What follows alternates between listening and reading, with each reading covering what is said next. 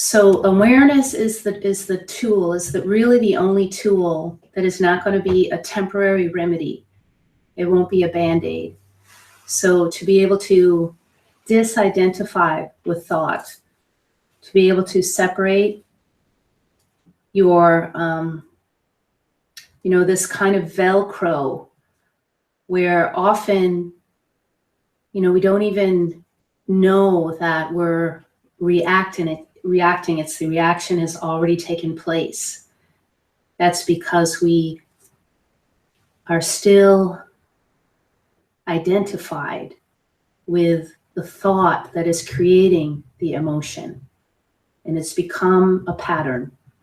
So discomfort, being able to let yourself be uncomfortable, not push away, not turn away, not run away from discomfort, and not to buy into all of the better me programs, the fix it programs, the ways out of discomfort.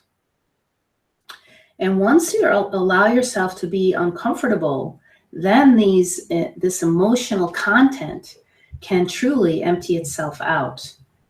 And all of the beliefs that are connected to the content will be able to be seen.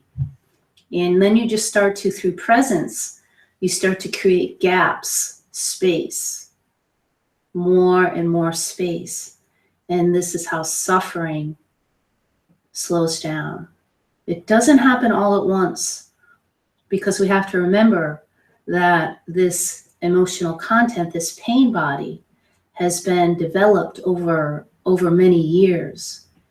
And it's not personal. A great deal of it is part of our collective, what we've accumulated through our families and through our cultures and the different environments.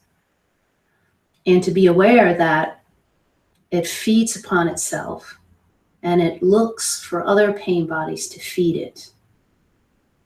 So I was giving the example of this meeting that I was in, and how truly disappointing it was to this other pain body that there wasn't a pain body here to be activated that could feed hers. And this may have not been the case for me several years ago. But what happened for me is this person started to discharge all of this energy at me. It definitely went into my body and I could feel it.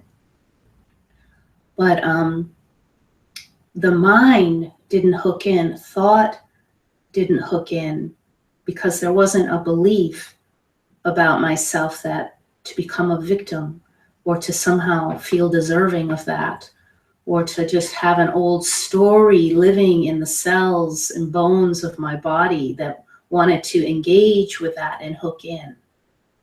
So that didn't happen.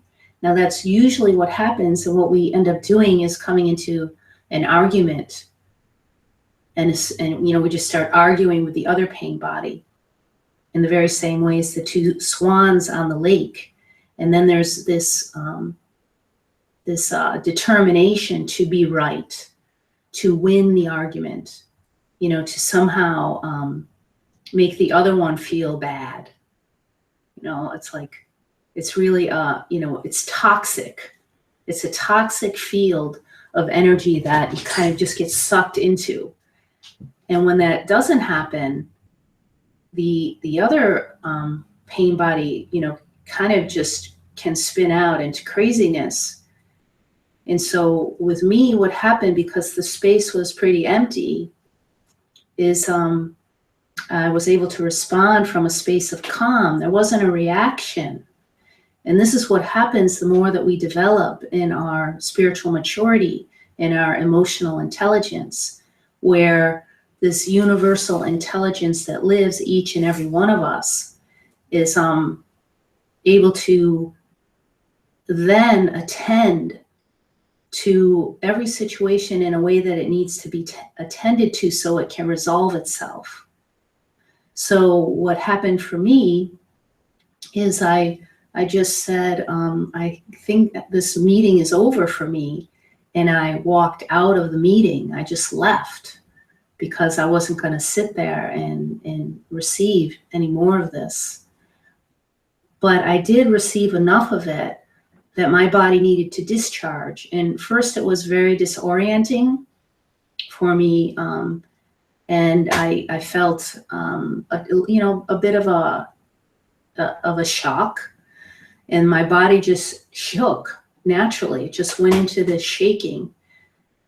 I drove home. I probably shouldn't have drove because I was shaking, but I got home, and there were people there to support me, and I really needed another nervous system to calm, just to discharge the energy. So what happened is my body just discharged all of this really intense energy through shaking, very much in the same way animals do.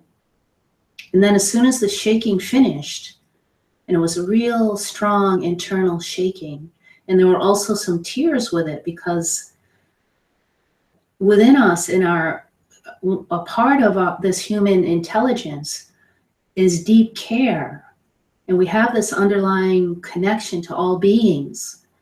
So that disconnect from this other person, how they separated off into this pain body identity, created also within me a response of sadness. I felt really tender and sad for this being, for this occurrence, just for life, that there is this, there was just a really natural sadness that presented itself. So there were tears, which was also something that needed to be expressed.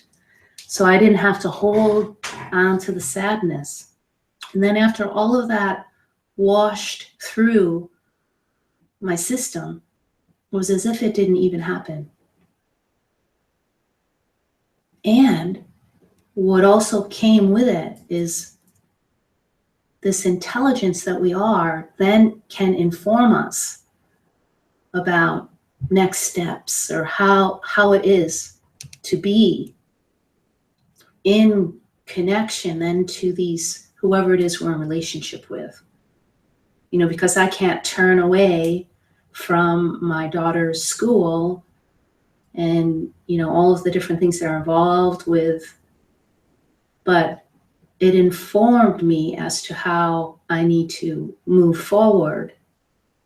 This is the case for all of us, because if we're pain body, we're gonna remain in an argument and there won't be a resolve.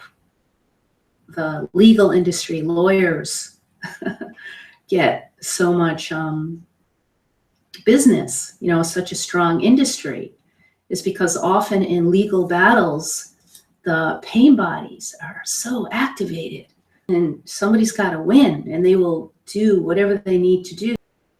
So that's an area in our culture that's, feeding and feeding and feeding. But there is a way to be in life differently, to not have to come into an argument.